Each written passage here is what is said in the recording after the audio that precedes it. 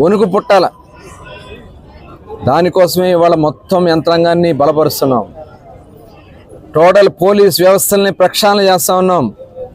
అంటగాగి వైఎస్ఆర్ పార్టీకి అంటకాగినటువంటి పోలీసులు ఏ పరిస్థితులు వస్తాయో ఇవాళ మీరు అనుకుంటా ఉన్నారేమో, పోస్టులు లేకపోవడం ఇంకోటి కాదు, వాళ్ళు నేను తీసుకెళ్లి పోస్టులు వేయడం కాదు, ప్రాసిక్యూట్ చేపిస్తాం, చట్టం ముందు నుంచో పెడతాం. ఎంత పెద్దవాడైనా తప్పు చేసిన వాడు తప్పించుకోలేరు. ఇవాళ అన్ని డిపార్ట్మెంట్ కూడా ప్రక్షాళన చేసుకుంటూ వస్తున్నాం. ఇవాళ ఎక్కడికో వెళ్ళి పారిపోవాలని చూస్తూ ఉన్నారు, ఎక్కడున్నా ఎతికి పట్టుకొస్తారు. ఇవాళ డిపార్ట్మెంట్ మొత్తం కూడా స్ట్రీమ్లైన్ చేస్తాం. దానికోసమే టైం పట్టింది కదా అని మా కార్యకర్తలు కూడా కొంత ఆలోచిస్తూ ఉన్నారు. టైం పట్టినా నిజాయితీగా పరిపాలన చేయాలనేది చంద్రబాబు నాయుడు గారి యొక్క ఆలోచన. ఇవాళ దానికి తగిన విధంగానే మేము వైట్ పేపర్స్ రిలీజ్ చేసుకుంటూ వస్తున్నాం. అన్ని డిపార్ట్మెంట్స్ కూడా ఇవాళ గత 5 సంవత్సరాల్లో జగన్మోహన్ రెడ్డి పరిపాలన వల్ల రాష్ట్రం ఎంత నష్టపోయిందో వైట్ పేపర్స్ రూపేణా అంతా కూడా స్పష్టంగా తీసుకొచ్చాం. ఇవాళ అన్నీ కూడా మైనింగ్లో, ముఖ్యంగా నేను మైనింగ్ డిపార్ట్మెంట్, ఎక్సైజ్ డిపార్ట్మెంట్ చూస్తున్నా కాబట్టి ఈ 2 డిపార్ట్మెంట్స్లో గత 5 సంవత్సరాల్లో విచ్చలవిడి దోపిడీ చేశారనే దానికి నిలువెత్తు సాక్ష్యాలు, నిదర్శనం. ప్రాథమికంగా వచ్చినటువంటి అంచనాల ప్రకారమే దాదాపు 20,000 కోట్ల రూపాయలు మైనింగ్లో దోచుకున్నారు. ఇది ప్రాథమికంగా అధికారులు ఇచ్చినటువంటి అధికారపు లెక్కల ప్రకారమే. ఇంకా ఇల్లీగల్గా ఉన్న అవన్నీ కూడా తీసుకున్నాం. ఆల్రెడీ సిబిసిఐడి ఎంక్వైరీకి పెట్టడం జరిగింది. అట్లాగే ఎక్సైజ్ డిపార్ట్మెంట్లో కూడా దాదాపు వీళ్ళు చేసినటువంటి తప్పిదాల వల్ల డిపార్ట్మెంట్కి వచ్చినటువంటి నష్టమే ఇవాళ తెలంగాణకి, కర్ణాటకకి, ఆంధ్ర రాష్ట్రాన్ని చూసుకుంటే సంవత్సరానికి 10,000 కోట్ల రూపాయలు ఇవాళ వ్యత్యాసం వస్తూ ఉంది. ఈ రకంగా వాళ్ళు చేసినటువంటి పాపాల వల్ల ప్రాథమికంగానే దాదాపు 23,000 కోట్ల రూపాయలు. ఇవన్నీ కూడా అధికారపు లెక్కల ప్రకారం మనకు వచ్చినటువంటి ప్రాథమిక అంచనాలు మాత్రమే. ఇంకా చాలా లోతైనటువంటి దాని మీద ఎంక్వైరీ జరగాల్సినటువంటిది. దానికి కావాల్సినటువంటి స్టెప్స్ అన్ని ఆల్రెడీ తీసుకుంటున్నాం. ఆల్రెడీ ఎవరైతే దీంట్లో ఇన్వాల్వ్ అయ్యి ఉన్నారో అధికారులందరూ కూడా ఇవాళ కేసులు పెట్టడం కూడా జరిగింది. ఇంకా ఉన్నారు, ఇంకా చాలామంది ఉన్నారు. అసలు సూత్రధారులు, పాత్రధారులు చాలామంది ఉన్నారు. అందరూ కూడా బయటకు వస్తారు. ఇట్లా ఎవరిని కూడా వదిలిపెట్టే సమస్య లేదు. ఇవాళ మేము పెట్టుకున్నది ఒకే లైన్, మాది అభివృద్ధి చేసి చూపించాలి, ప్రజలకు సంక్షేమం అందించాలి.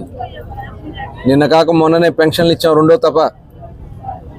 దాదాపు 55 లక్షల మందికి 99.93% వైఎస్ఆర్ పార్టీ వైఖరి చూస్తూ ఉంటే చాలా సిగ్గు అనిపిస్తూ ఉంది.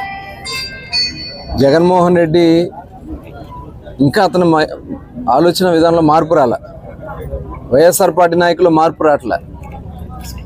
ఇవాళ తప్పు చేసి ఆ తప్పుకి ఇవాళ మూల్యం చెల్లించుకునే పరిస్థితి వచ్చింది. కానీ ఆ పరిస్థితిని ప్రజల్ని తప్పుదావ పట్టించడానికి రకరకాలైనటువంటి కార్యక్రమాలు చేస్తున్నారు. ఇవాళ గన్నవరంలో తెలుగుదేశం పార్టీ కార్యాలయం మీద దాడి జరిగింది వాస్తవం, కార్లు తగలబెట్టింది వాస్తవం, అక్కడ ఉన్నటువంటి నాయకుల్ని గాయపరిచింది వాస్తవం. దాని మీద వైఎస్ఆర్ పార్టీ నాయకులు ఒక అపోహలు సృష్టించే విధంగా అక్కడ ఏమీ జరగలేదు, వాళ్ళే మా కార్యాలయం మీద దాడి చేయడానికి వస్తే మేము ఆత్మరక్షణ కోసం వెళ్ళారంట.